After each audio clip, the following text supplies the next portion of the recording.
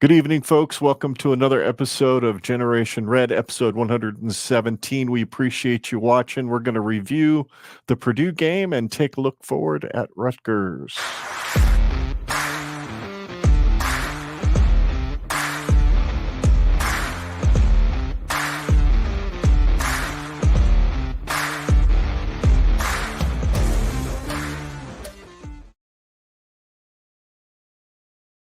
We are the Kettle Corn of Husker Fan Podcast. We try to be sweet, but at times we get salty. I am your host, Ken. And I am your other host, Scott. And we are also a proud member of the Herd at Sports Network. We have sent some graphic designs into them. They are working right now at coming up with some ideas for what our merch will look like. So as soon as we know what that is, folks, we will let you know. Second thing I want to cover really quick before we get into the show. Huge congratulations go out to our buddies and fellow Herd at Sports members in the podcast realm. The Husker Cuzcast won in the sports category for the very first annual, what is it? The Geppo Awards? That's what it is. Yeah, the Geppo Golden Ear Podcast Awards. Yeah. It was supposed to be a banquet at Herd at Sports, but there was like 4 people that signed up, and I think the 4 that signed up might have been us. I don't recall. I think I might have signed up right at the beginning when we knew there would be a banquet, but didn't happen. So the awards were announced online. That's how I kind of figured out that we didn't win anything. Because as soon as I started watching the online video, boom, there was videos up there from the winners saying thank you and all that stuff. So major congrats to the Cousins. We love those guys. We love having them on our show. And we'd like to think in our own narcissistic way that their association with us made them one of the best sports podcasts out there. Or at least that's what I'm going to tell myself so I don't cry myself to sleep for the next few nights. Congrats, guys. We really appreciate being associated with you. Real quick, just before we also get started, I know I already said that, but make sure you follow us at Gen Red Pod on Facebook, Twix, and on YouTube. Subscribe to Generation Red on your favorite podcast app to listen to the audio version of this show, which should drop by tomorrow morning. And you can catch all our previous live streams as well on your favorite podcast app and our first season of episodes, which were audio only back in 2021. You can also please like and subscribe to this YouTube channel. Join the conversation by interacting with us tonight in the live chat or by leaving a comment down below this video if you happen to watch it on demand. Our website is genredpod.com and our email is genredpod@gmail.com. And that is it for all of that fun stuff. Nebraska played Purdue on Saturday, and you were camping on Friday night and Saturday. So how easy was it for you to watch the game? It wasn't. We actually were almost done packing up our campsite at 11 o'clock. And so we started playing the radio call because where we were perched up right on the Missouri River. So we had like a few bars of service just right there. And so we were able to stream it on just an internet browser on our phones. Oh, cool. But then it took about 20, 30 miles getting out of the hills out there by Brownville and Indian Cave State Park. So we kind of got like 50-50. We were getting the game, but then we were also getting like somebody talking about 401ks. So we were getting like a financial report mixed with the football game. So we really didn't get to hear the first quarter really that much.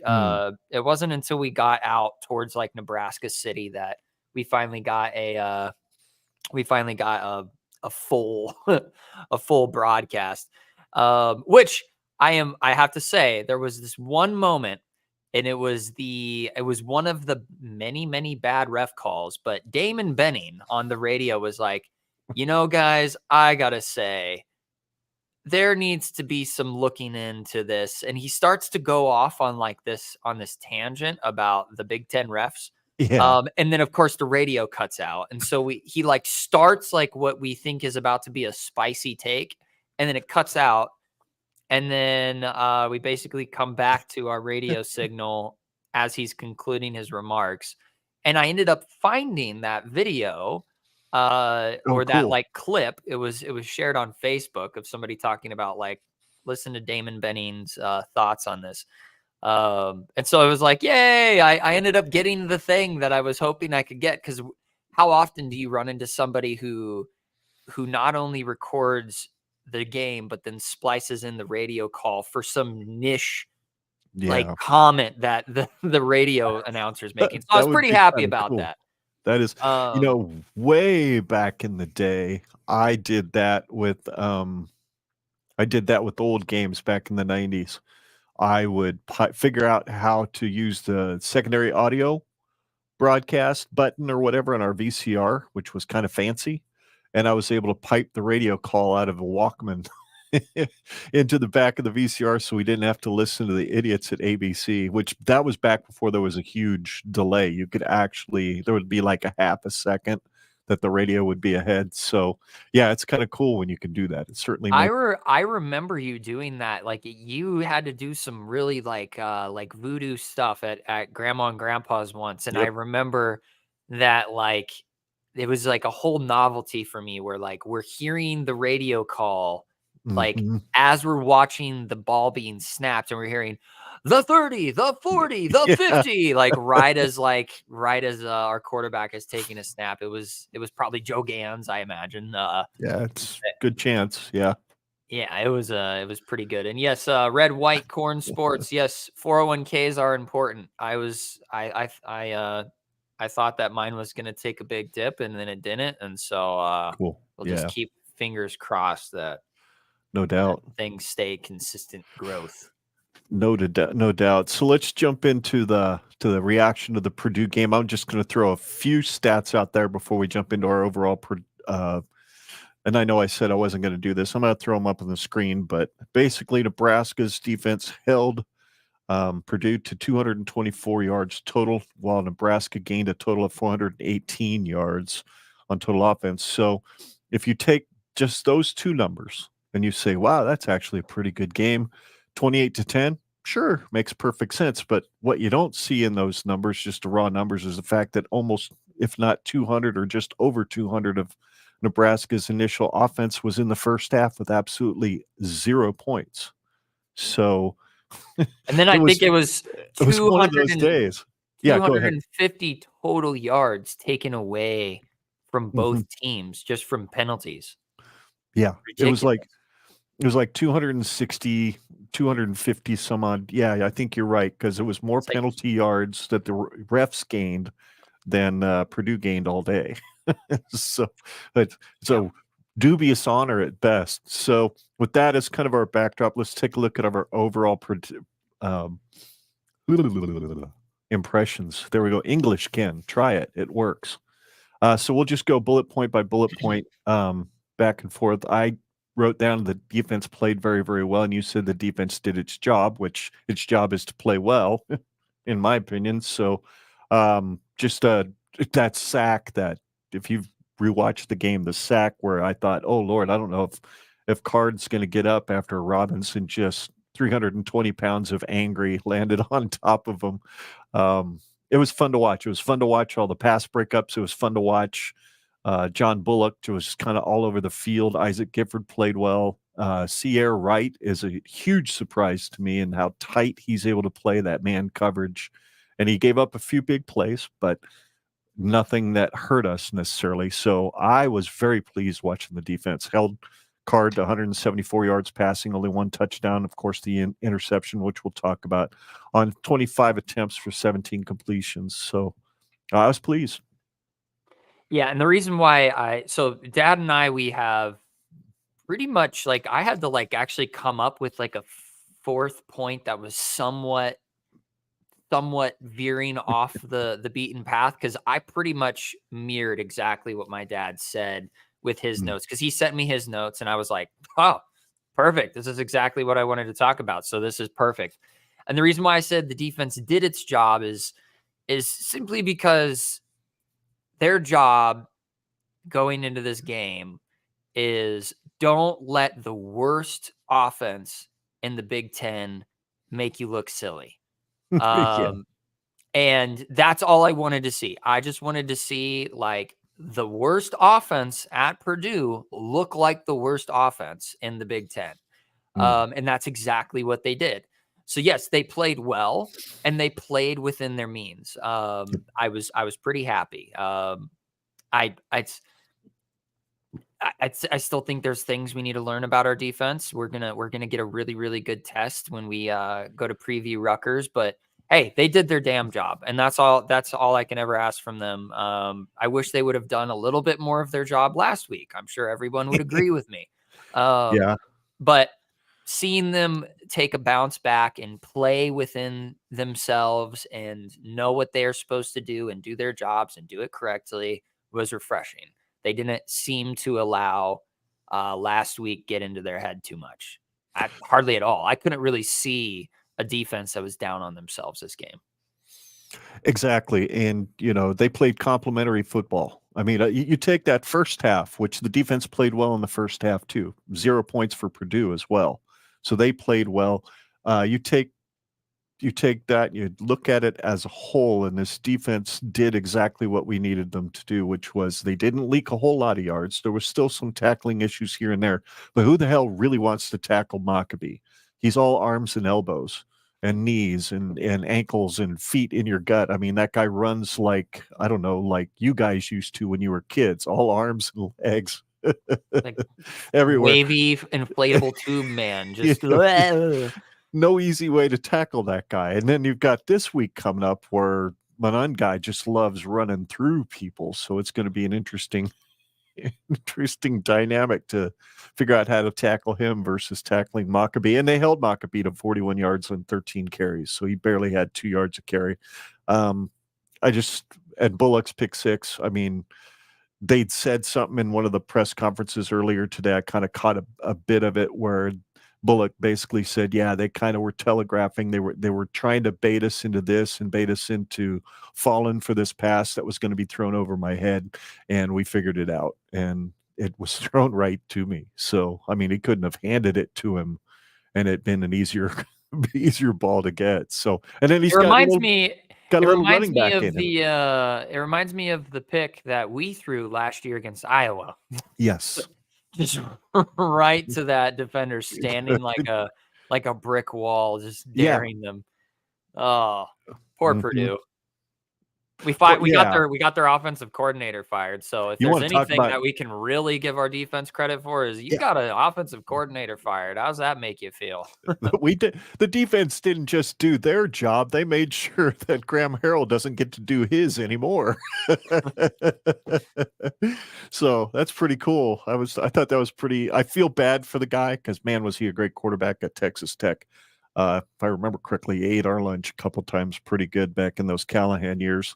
But yeah, and speaking of doing their job, let's just go ahead and jump to the offense. You're mentioning that you saw that there was some glimmers of explosiveness. I think we've seen those glimmers all year long. It's just, can we see it for an entire 4-quarter game, not 2 quarters for 4 games and then 2 quarters for 1 game? Can we get 1 game where all 4 quarters we're seeing 7 to 10 points put up? That would be really cool. But what you're thinking behind the glimmers of explosiveness, what was it that really grabbed your attention that made you throw that as a bullet point?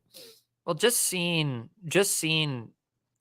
Ja'Cory Barney, and if there's anything I can say that I can definitively see a slight improvement is it looks like our wide receivers in this game. I don't know this for certain. I would need to see a really aerial view, but it seemed like our wide receivers were running their routes a little bit harder, just a little bit harder.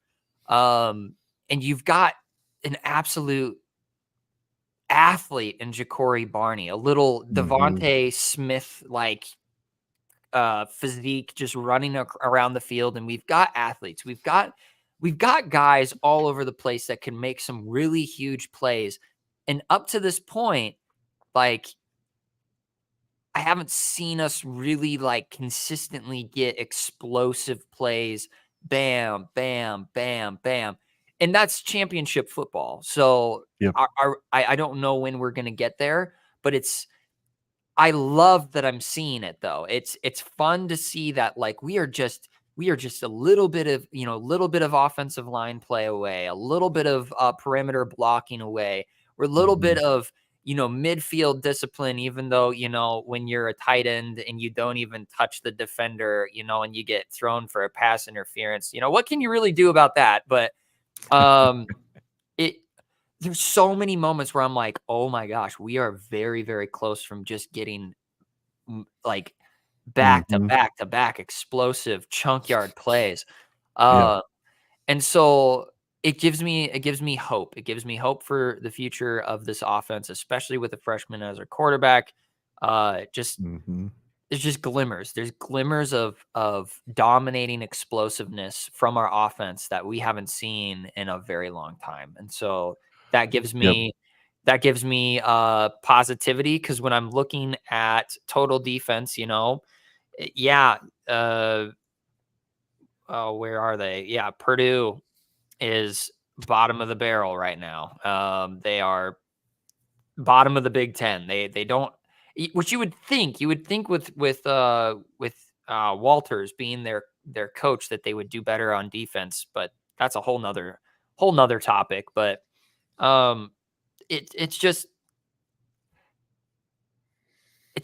kind of refreshing to see, like Yeah. there were little glimmers of it with the coach who shall not be named. There were definitely some guys that could do explosive things, Mhm. but it never felt like something that could consistently be done. It was almost like it was accidental explosiveness versus schemed up explosiveness. I mean, yeah, Mm. we'll see. We'll see what Satterfield can do here in these coming years of development. Yeah, I see what you're saying. I think one of the things that has contributed to the fact that there is some possibility of some really explosiveness, and I think some of the things that's hampered it is what Coach BA just said here in the live chat, that he feels like Yep. anytime we get explosive, a flag comes out, which hurts momentum. Some of those flags, okay, yeah, we definitely screwed ourselves on that play. Other flags, like the Fedoni flag on Saturday, was absolute BS call. That game could have gotten out of hand quickly if that call would have stood. Or like Because it Jamal because Banks, yeah, getting pass interference when yeah, he textbook got on his guy like he was supposed to. yep, He made yeah, sure he got around him before he faced him, and then grabbed mhm, his shoulder pads, and they called that holding. It's like, sure. no, that's not how that works. And with a guy like Dylan Raiola, who's just so good at taking care of the ball, and he's so good at the thing that I love about watching him play quarterback is his ability to put the right touch on the ball, to drop a ball right behind the linebackers or right in front of the two high safety. Just love watching him do that, which it's just a thing of beauty, the touch he's able to put on the ball. Part of me wishes some of those pass interference calls that he got because he underthrew the ball and Purdue just decided to run into our guy instead of turning around and trying to make a play. I wish he'd have threw those out a little further, maybe see if his guy can run under him, but the ball was never in danger. So I I think with wonder him playing, not losing his composure, leading the team every single week without, he's calmer than Rule is, for crying out loud. I mean, he Oh, just yeah. doesn't get flustered by anything. So I think with him leading it, I think the explosiveness will come. Maybe this year it'll just constantly be this wrestling match between penalties and explosiveness and inconsistency here and there. This is an offensive line that it's five guys that have literally played only their second game together for any extended period of time. So we'll see how it goes. It seems like in the second half, they figured some things out with the run game, which we'll talk about in a little bit too. That maybe the right guy was back there getting those handoffs as opposed to some of the other guys. But that's I it. got That's kind of what, I got 17 of 27, 257 yards, a touchdown, led the way for 418 yards of total offense. Never put the ball in danger. I think he got sacked once, maybe. So, and that's only because he was trying to get out of the way. I don't think he's used to the speed of some of these guys on defense coming at him yet. So, I have a question for you. Do you yeah. think part of the reason why we saw a larger amount of underthrows this game is because of his overthrow of Lindenmeyer in the end zone against Illinois? And like that's really like imprinted in his brain. Like, God, don't overthrow it. It's very possible. It's very possible. I I'd have to doubt it go with back him. to watch the all 22 if I ever got my hands on it to see if maybe there was some safeties over the top on some of those throws, and he was just making sure the ball wouldn't get picked by him. But yeah, I get the PTSD side of that argument as well. The other thing that stuck out to me and on my overall impression was that we need some long snappers. We need some dudes that can figure out how to get that ball put into Bushini's hands. You want to talk about a stud? Bushini had to deal with what Adrian had to deal with back in 2019. Didn't know where the hell the snap was going to go, and he still managed to get the ball down in order for Hull to kick it.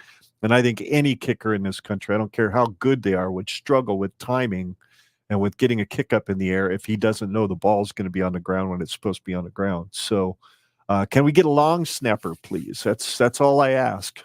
Because if we don't have one, I have a feeling one of these kicks that gets blocked is going to get returned. Like an Ohio State or shoot, Rutgers. They're coming after everything on special teams. Punts, kicks, any of it. They're coming after it. They're doing what we used to do back in the 90s, trying to block it all. So we've got to get that long snap and figured out. And we got to figure it out this week, or it could be a long day on Saturday. And that leads me into my point about special teams, which is just the unfortunate reality that Husker fans are just going to have to mentally prepare for, is that this special teams unit is going to lose us another game. It's just with the increased difficulty of our schedule as the year continues to go on, with basically every team besides Purdue and UCLA and the non-conference opponents, which Colorado is looking like they're improving. I don't know. We'll see as they play K-State, I believe, this week, if they are a better team than they were last year. But so far, it seems to be that they've made an improvement. Which, if they are, I'll just say real quick, if Colorado's a good team this year, I like that. I want Colorado to be a good team this year because that just makes our win against them look even better. Yep. And shows that we could have completely blown them out, but that's a topic that's been exhausted at this point. But special teams is going to lose us another game this year because the schedule that we've got coming up here, a lot of these games are going to be decided by 3 points. And I don't know if you said it in person or if it was on the podcast last week, but Husk guys, a little comment about is chasing 3 just mean that we are hopelessly trying to make a field goal? Like we're just constantly chasing after the carrot at the end of the stick. And it's the biggest Nebraska irony that we put a goal on the whiteboard and that so happens to be our weakest point of the year. The not being able to kick field goals inside of 40 yards is going to kill us. It's like even in the special teams years that we had back in the day, a few years ago. Yeah, I felt like we were at least at decent within the hash, within that 40-yard distance. But my goodness, I am not ready for it. I maybe this is self-therapy. I'm speaking to myself like, Scott, get ready for the 1-score loss because we did not kick a field goal in the final seconds of a game where it's 28-28, 3 seconds left on the clock. We have a 29-yard field goal to make, and we just shank it. And then we go into overtime, and hopefully we have an ability to win in that situation. But, it's just unfortunate. We're going to lose a game this year, at least one. We already have. We're going to lose another one. We're going to lose another one due to not being able to make easy field goals. This is a good point. Red, White, and Corn Sports just said that's how Washington lost to Rutgers. Boy, I felt for that kicker. He missed 4 or 5 of them, if I remember correctly, and one right at the end of the game. Otherwise, they beat Rutgers or tie Rutgers, and they go to overtime. So that was a bummer for him. I think he struggled in the national championship game a little bit too. So I believe it was his kick that got him to the national championship game last year as well. So faced adversity on the road is my last point on my overall impressions, and won decisively. I mean, we talked about it very, very early when we started talking about this game. You start 0-0 in the first half and you give up a couple of blocks on field goals that easily could have been returned if not for Bushini loving to hit people. And then you come out in that second half and it still doesn't go all that great for the first part of the third quarter. And then toward the end, boom, get in the end zone. And then it's just an avalanche of points after that. The defense stepped up, got the big pick 6 there toward the end. Fantastic. Just fantastic to see them struggle bus on the first half and then just come out and take the bull by horns in the second and make sure everybody understands that, yeah, this Purdue team is bad. We could have beat them 45-52-10 if we really wanted to. We just didn't get it done in the first half. So that's my last point on the overall impressions. Yeah, English is tough for me today. It's okay. I feel that. That was me yesterday. I could not speak to save my life. But no, I agree. These are those kind of games that we would normally get stuck in our heads with. Yep. And we would have a second half implosion and just basically give the other team a decisive victory. And it seemed like we kind of seized the day. We're like, nope, we know what we were capable of in that first half. We're not going to let up. We're just going to keep sticking to the game plan and we're going to make this work. And they made it work. And you're right. It could have been a 52-10 or a 52 to whatever. It could have been a really, really high scoring game if things just went a little bit better in that first half. Refs aside, we're just gonna have to figure out. We're gonna have to figure out how to just play against that adversity. And it seems like thus far, being 4-1, they seem to be playing pretty well when those kind of game momentum shifting calls kind of stifle them. Except for one overtime period in the Illinois game. The team has really remained pretty damn composed in important moments for the season. So that makes me feel pretty good going forward. Yeah. And my last point is 5 games in, I can't really definitively say what we do well yet because we've done things well in some games, not in others, and in ways that statistically we should be doing better. Like we knew that we were probably going to struggle with running against Northern Iowa. Like we just knew it. And we knew that that against Illinois, it was going to be an absolute fist fight. But when it comes to identities, just consistent identities, like what's our go-to? What's our bread and butter? Like what's the thing that we can fall back on and be like, at least we have X. We thought going into the season that we were going to say, at least we have a great defense. I think we have a good defense this year. It's not exactly up to snuff with what all of Husker Nation thought it was going to be. But there's just moments where you go, oh man, this is going to get us killed. Like we played decent against Purdue, but it's Purdue has an abysmal offense. Like thinking ahead and thinking of how do we size up against Ohio State? We're going to get clobbered. Or at least that I would put money on we get clobbered. And so when it comes to like, what are we as a team? We have, like I said, we have shimmers and glimmers of explosiveness on offense. We have shimmers and glimmers of explosiveness on defense.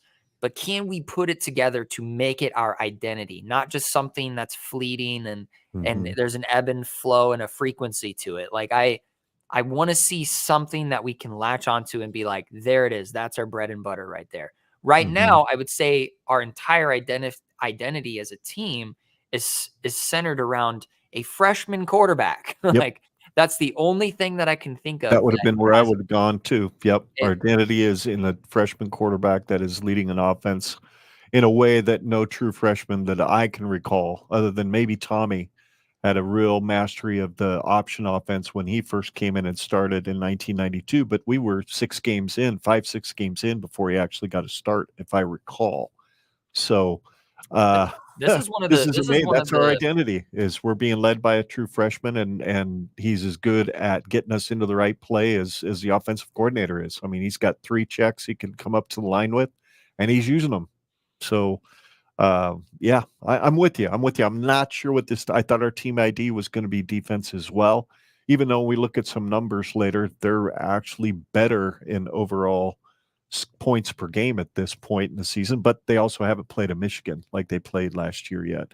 They also didn't give up 36 points to an explosive Colorado team because we didn't give them the football. We didn't put the football on the ground. So there's a lot. I'd say the identity for me for this team is a team that takes care of the football. That I feel good about.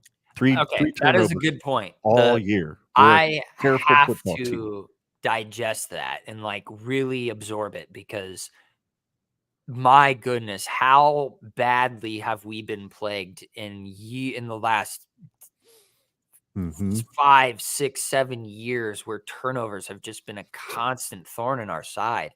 Yep. And so, yes, you're right. I would say the 2 identities that we do have is we have a quarterback who is capable, and we aren't shooting ourselves in the foot with turnovers. Right. So I'll give him that. I'll give him that. I'll But knock on the wood table for now. We haven't played a yes, scary defense really that could take the ball away yet. no. But I'm yeah, I'm with you. 5 games in, that would be my identity. Would be taking care of the football, and you've got a quarterback that's going to do that for you as well. So I'm not going to put the ball in danger if he can help it. So moving on, let's just jump into our overall or main takeaways from the game. I think coming out of the game for me, bottom line is I think our running back one should be Emmett Johnson. I've heard from snippets I've read from the first press conference on Sunday or Monday, whatever day it was, that Rule basically said we like to soften people up with Dowdell and a change up with Ramir, and then we love bringing Emmett in the third quarter when they're not used to a guy that can really do everything. And I'm like, why not do it early? That's my mind, and I'm just couch coach over here. But for me, from what I saw on Saturday, RB1 was Emmett Johnson. He's better all around back with vision, power, and speed. He had 11 touches for all-purpose yard total of 98. That's a quarter of our yardage on Saturday was all in like mid third quarter on by EJ. So to me, why not give that guy a shot right out of the gate? So that's my main takeaway.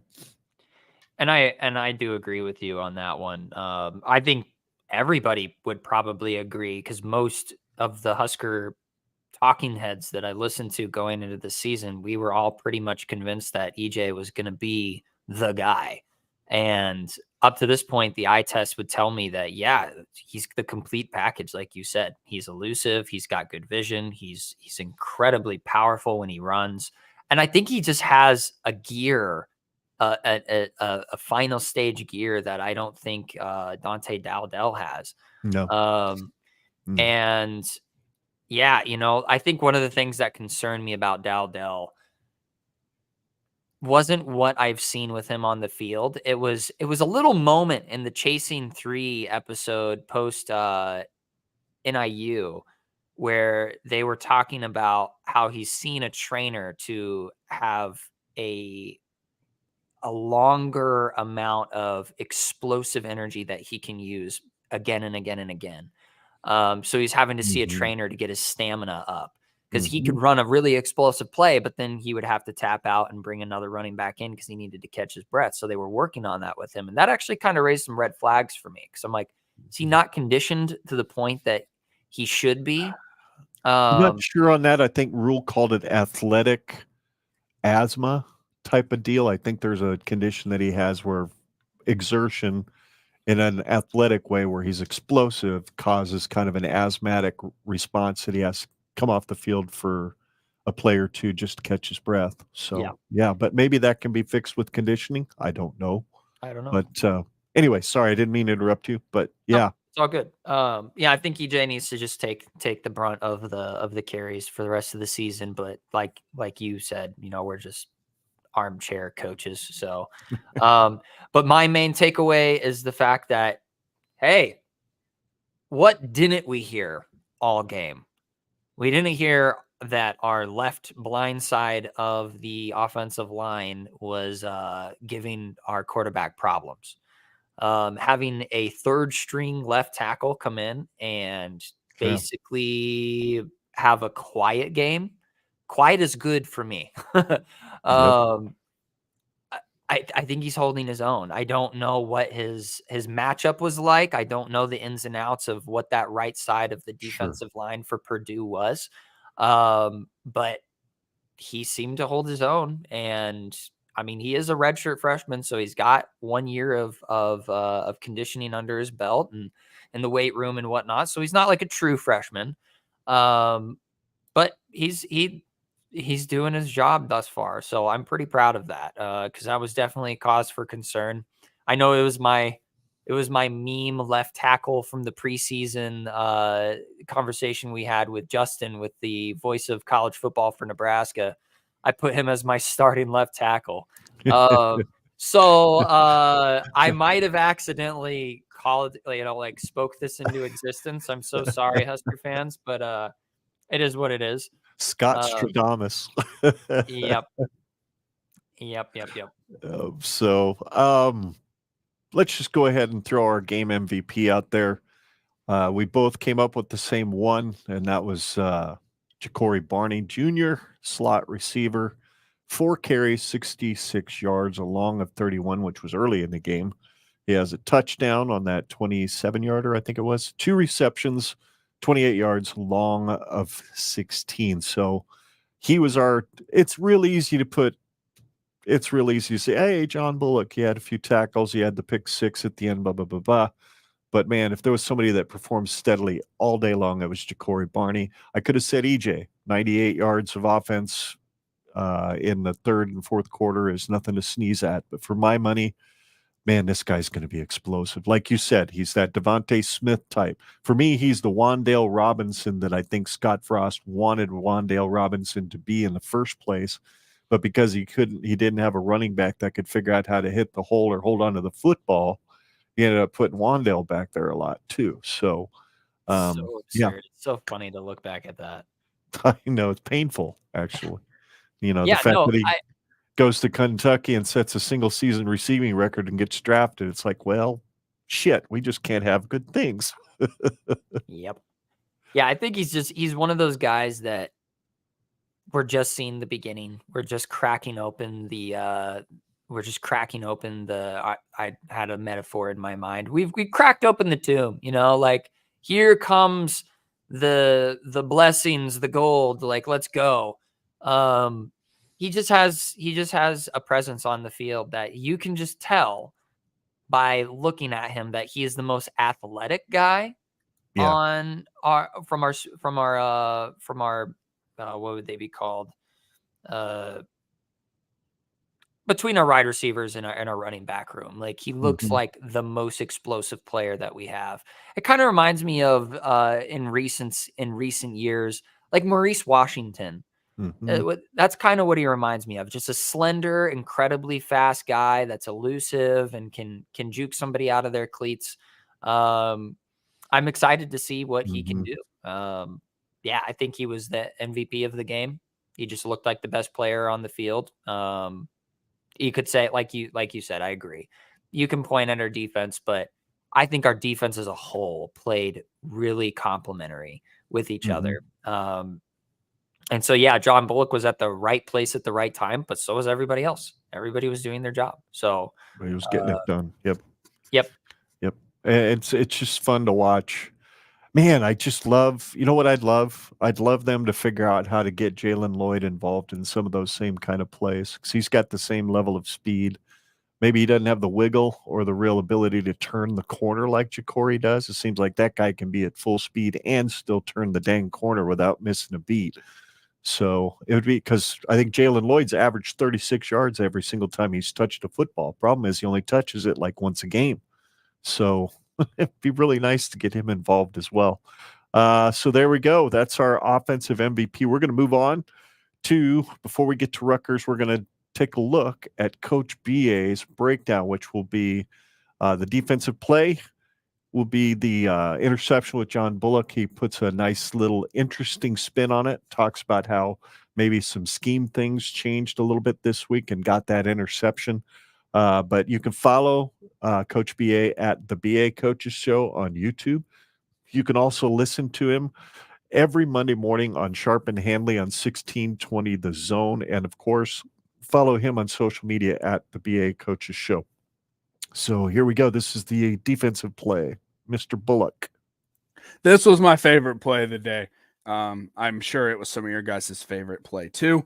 This is what we got for our 4-man front. This is beautiful, beautiful, beautiful Tampa 2 defense, okay?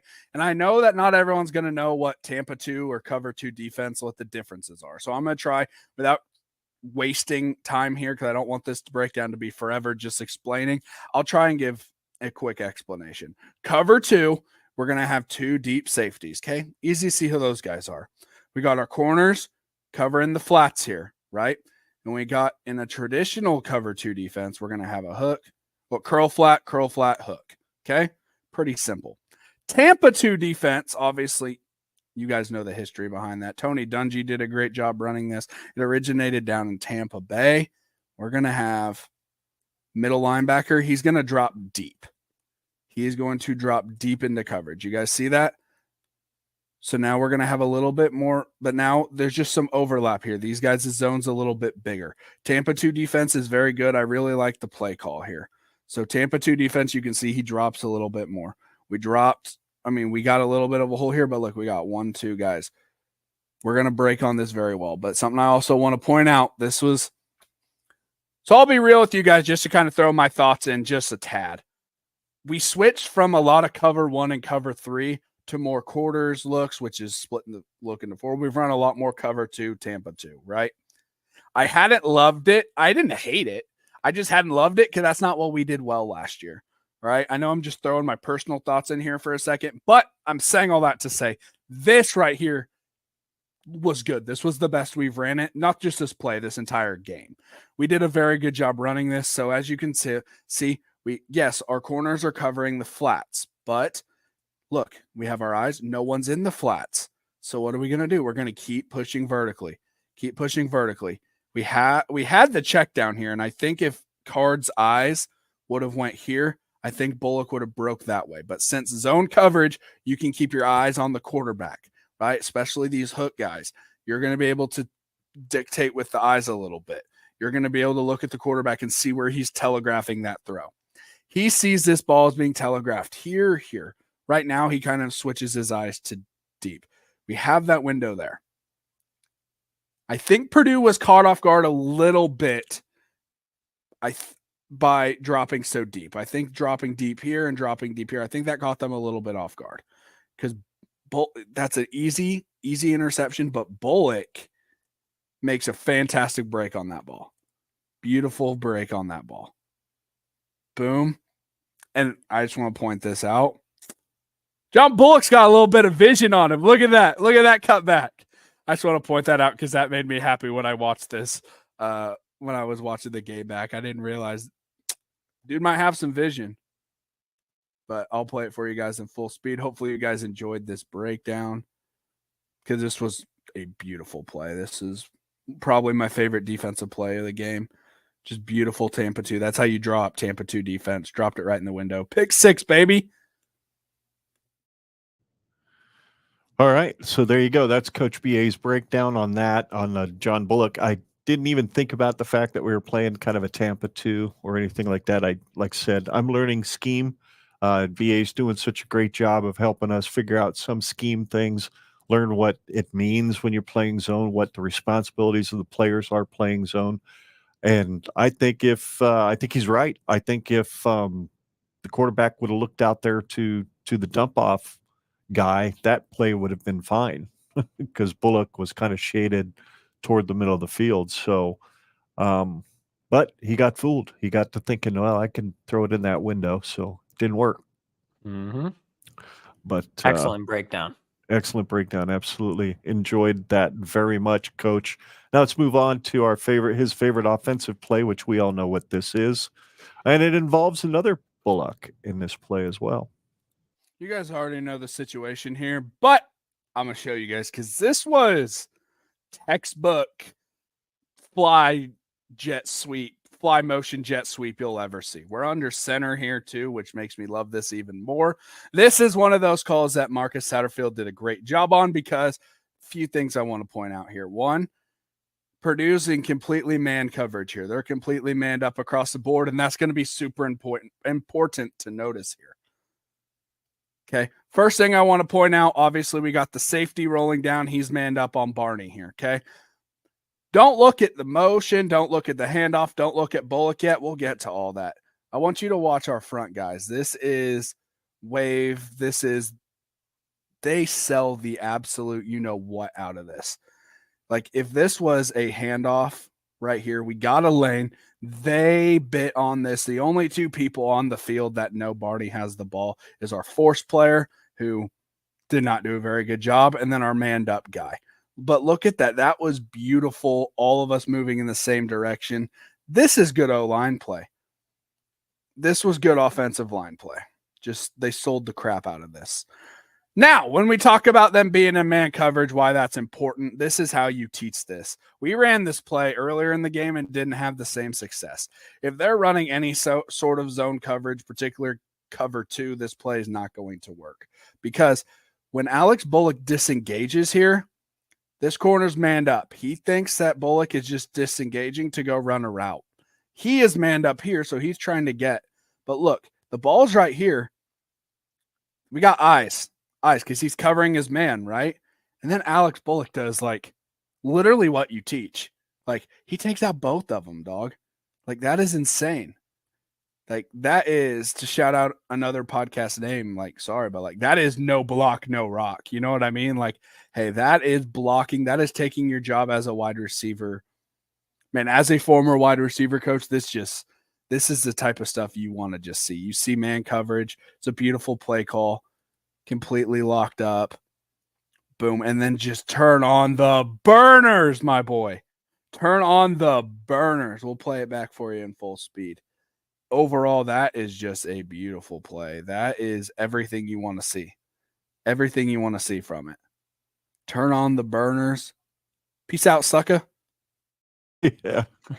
I love that where he turned, he gave him one of these. And then, I don't know, did you see, well, you're not on Twitter, but there's a clip of how it, one of those things where it says how it started and how it's going, comparative Yes, I deal. did see that. I did see that. Where they're yelling and telling him, you're not Patrick, to Raiola. And he does one of these after they scored on that play. That was pretty cool. So thanks again, Coach, for the breakdowns of those plays. Excellent as always. Again, follow him at the BA Coaches Show on YouTube. It's one of the fastest growing channels. He's on his way to 600 subscribers, which I think is absolutely awesome. He's, like I said, he's on Sharp and Handley every Monday morning, breaking down the week's prior games. So make sure you don't miss him on that. And from what I understand from a lot of the feedback, and after we're listening to the segment from this last week, it's one of those that has received some of the most positive feedback that he's had since being on Sharp and Handley. So he's getting his feet wet on the radio game. He's doing a good job, and we absolutely love Coach. So thanks, Coach. Can't wait for you to get back to Lincoln someday and be back in the studio hanging out and talking Husker football. So that's pretty much it. Any thoughts on that play and the breakdown there, Scott? No, I think he nailed it. I noticed the eyes. I noticed the commit with the first guy that was tagged up on Bullock as the man coverage. And then, just the peel off, like you said, you're the coach, you know more about this than I do, but from my layman's eyes, I'm looking at that. I'm like, that has to be textbook blocking because the way he did it in a sequential form was perfect. The amount of body discipline and just doing his job was just fun to watch.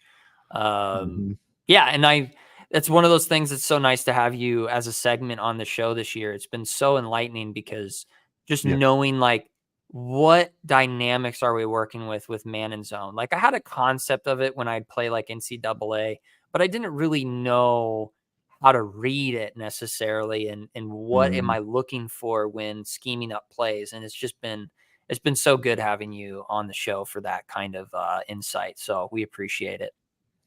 Yep, absolutely. Couldn't have said it any better myself. Thanks, Scott, for that.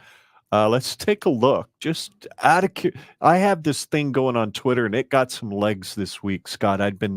After the non-conference schedule, I went and did a deep dive into turnover margin and scoring margin and contrasted them between 2023 and this season, just because 2023 was so crazy on turnover margin and scoring margin was just abysmal. So I thought, let's just take a look, see, is this team as good as we think it is? Granted, some of the competition in the first 5 games that we've played this year is not the same as what we played last year in the first 5 games, but still, I went ahead and did it, and that's what some of these numbers from these startling statistics through 5 games.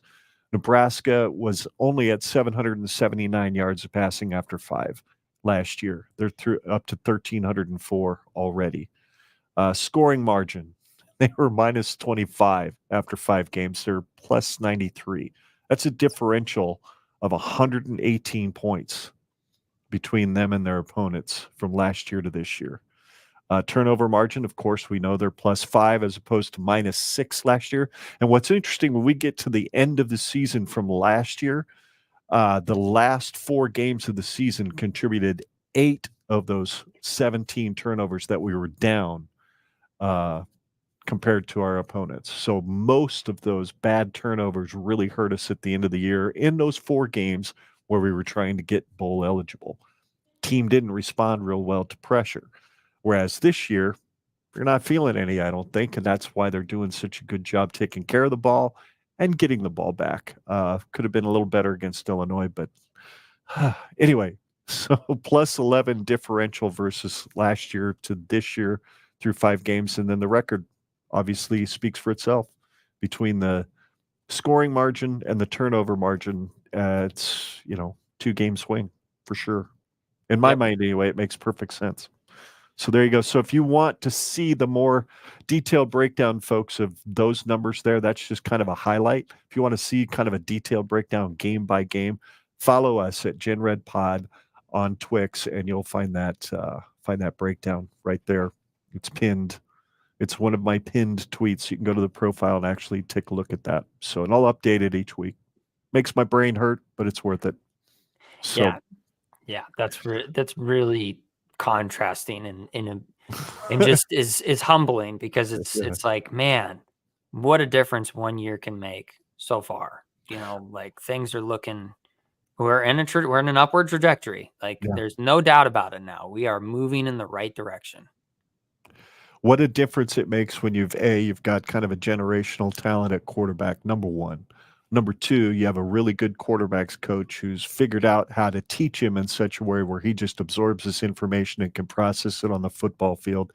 And Marcus Satterfield is doing what he does best, setting up an offense, figuring out what defenses are doing, and making sure the tight ends are as involved as he can make them in an offense. So I think all that has contributed to this, plus a defense that's giving up less points this year per game than they were giving up last year. As much as as you and I both think there's been some struggles on that side of the ball, they're actually giving up less points per game. So, and that breakdown's out there on Twitter as well. So I think I'm ready to turn the page from Purdue, and let's take a look ahead at Rutgers coming into town. I believe Washington ran for over 200 yards on them last week at home. And dang near pulled out the opportunity to win that game. And Washington wouldn't be what I consider a world beater, but they manned up with them. They played physical football. Rutgers had to struggle to win it. They've got Ethan Kaliakmanis at quarterback. They've got Kyle, the fun guy, Manun guy at running back, who's not easy to take down. And the fun guy, Manun guy, that's hat tip to Jeffrey the Greep at at the Big Ten Eyes on Big podcast. So that's what he calls him. I don't think he's all that much fun. I certainly wouldn't want to tackle him. But yeah, this is going to be a real test, for our run defense coming in Saturday, and our offensive ability to run the football and throw the ball. 'Cause the one thing they're good at on defense is protecting the pass. So Ready to take a look at these? This is the season stats so far for both teams. And those of you who are listening to this podcast on your podcast app, I appreciate that. I'm not going to list all of the stats, but I will talk about the highlighted ones where Nebraska's better. First and foremost, they're better on offense at passing at 260 yards per game. That's 7th in the Big Ten and 44th in the country. They're also better at stopping the run at 85.5 yards per game. That's 7th in the Big Ten and 15th in the country.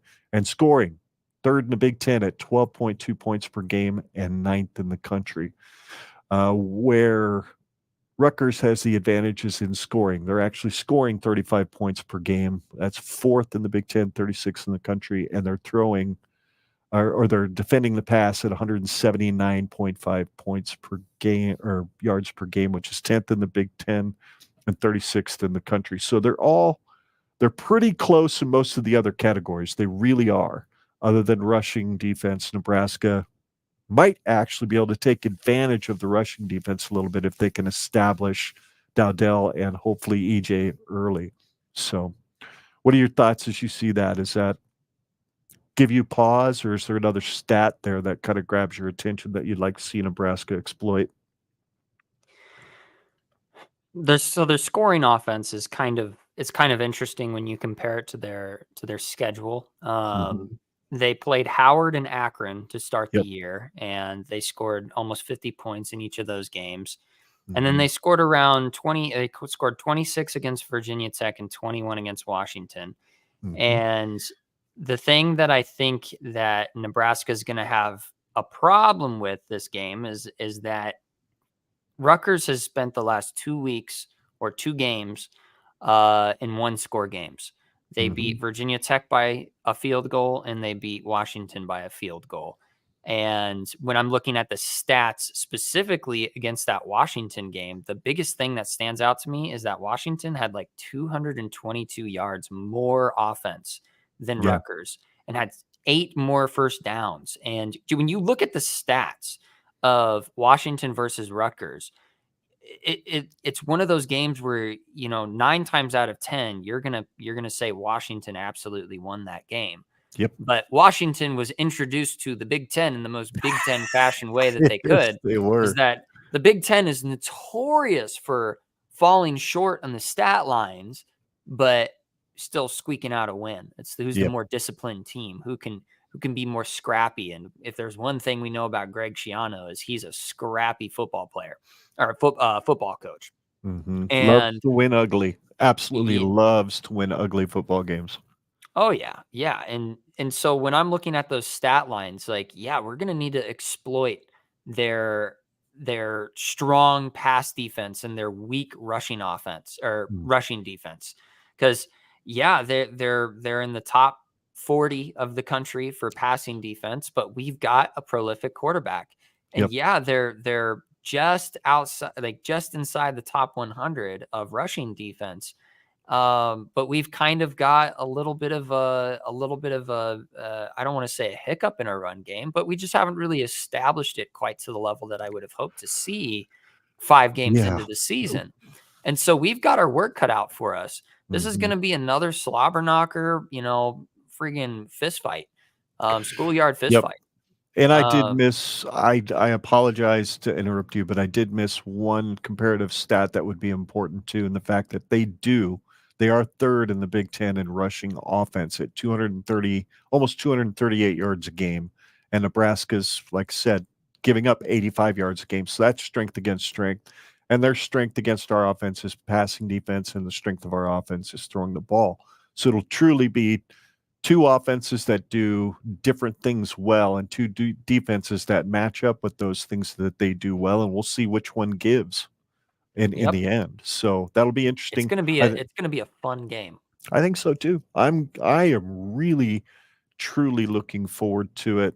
We're going to be there. That's going to be fun. You and me. Looks like Andre and Mr. Liam's going to get to go to his first football game. So nice. Yeah, it'll be an electric game to go to. That's going to be fun. Yeah, that's going to be so much fun. So Anyway, let's jump to our score predictions. And before we do that, I'm just going to throw a banner up real quick before we get to our score predictions. When we did our episode 106, Reality versus Roulade, you had, and I both had Rutgers winning by 3 points, I believe. Both of us did for the reality picks. And then our Roulade picks had basically those scores almost reversed in that we have Nebraska barely winning this game. So what we've got today for score predictions is fairly similar. You have 20. I have 21-17 Nebraska winning. You have 24-20. Both of us beating them by 4 points, and you actually have somebody on the Huskers actually kicking a flipping field goal. Yes, I do. Because I think it's just law of averages. We're gonna end up getting one. I think we probably end up making, like, we end up having 3 attempts and we only make one of them, but it's gonna end up paying dividends at the end of the game. Yeah, this game's got me worried though, man. Like, it's like, I was pretty worried about Illinois, but all the things considered with Illinois, you know, it's like we just had so many things stacked up in our corner. It was just kind of hard to look at it and go, oh man, like, we really, really pose a risk of losing this game. I was pretty confident going into that game. I'm less confident going into this game. Yeah. Because I mean, my score prediction for Illinois was 28-17.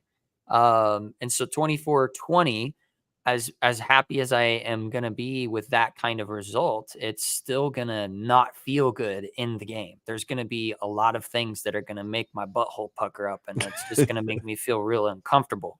But I think that this team is due for it. I think that this is going to be one of those defining games where we just sling punches back and forth. And who knows, maybe it's one of those games that we really don't win the game until the end of the game. Like, yeah, I know I've got us winning by a field goal plus 1 point. But that could be one of those games where it's 2017. Rutgers is winning all the way up until the last drive of the game, and we drive down the field and we score. It's going to probably be one of those games if we win. If we win, it's going to have to be ugly. A game that we don't normally win. Yeah. Which is what I want. I want that. I want to be able to see us have the odds stacked against us. It's looking like we're going to lose. And then we put together what we need to pull off the win. And that's what I am going to imagine we see. Or it's going to be the same story we keep seeing. It's going to be, we have the opportunity to go and get a game-winning drive together, and we just don't. I hope not, but that's just the way I those are the only 2 options I see: heartbreaking loss, or just a vindicating, galvanizing win. So 24-20 is what I think, and that score could be flipped.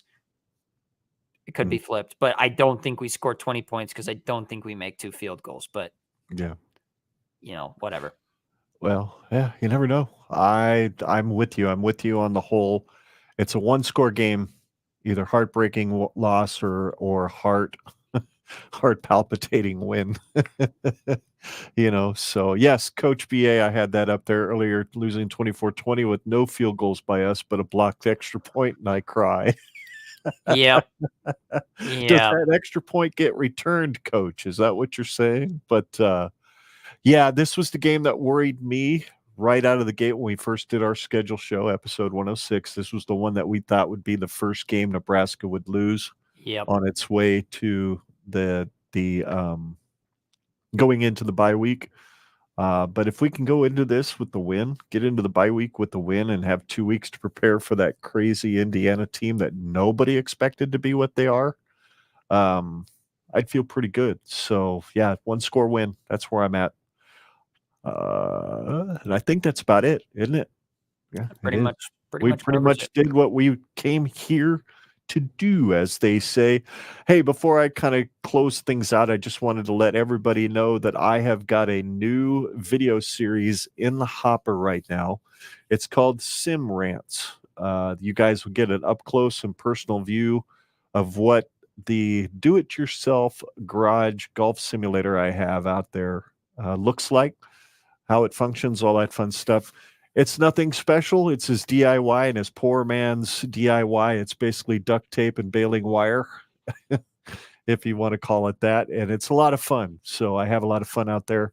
And I'll just basically play some golf, and they won't be long videos. Basically, play a hole, rant about something I saw in college football world over the last week, and play another hole. So it's not going to be quote unquote super serious. It'll be fun though. Absolutely will be fun. So depending on how the first 2 or 3 go, may become a regular thing I do. So make sure you're subscribed to our channel so you don't miss those.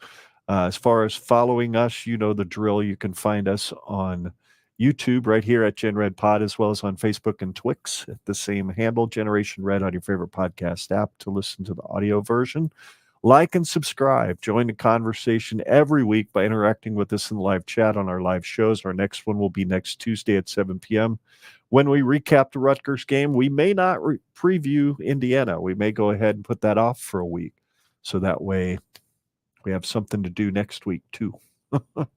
And then genredpod.com is where you can watch all our previous videos from YouTube, as well as listen to all our previous shows and interact with us there. And genredpod@gmail.com if you'd like to send us an email. We'd love to hear from you. Thank you so much to everybody who listens, who watches. We truly appreciate you. Thanks to those of you who voted for us in the Geppas Award. We really appreciate that. I know I only talked about it on the show once. I feel bad. I should have talked about it more often. Heck, I didn't even vote for us, but I did vote for the Husker Podcast. So you cousins can rest assured you were top of my list in the sports category. So with that said, he's Scott, I'm Ken. Together we are Generation Red, and we are here each and every week to chronicle Nebraska's eventual return to college football greatness, one podcast at a time, because there is no place like Nebraska. And Iowa's corn sucks more than when you are just about to fall asleep and your bladder reminds you that you have business to take care of. Yeah, that pretty much sucks for sure. Yep, not a fan. Good one. That's a new one. I like that one. Appreciate it very much. Appreciate you all. We'll see you next week. Go Big Red. And until next time, keep your powder dry. Or Go Big Red. Yeah.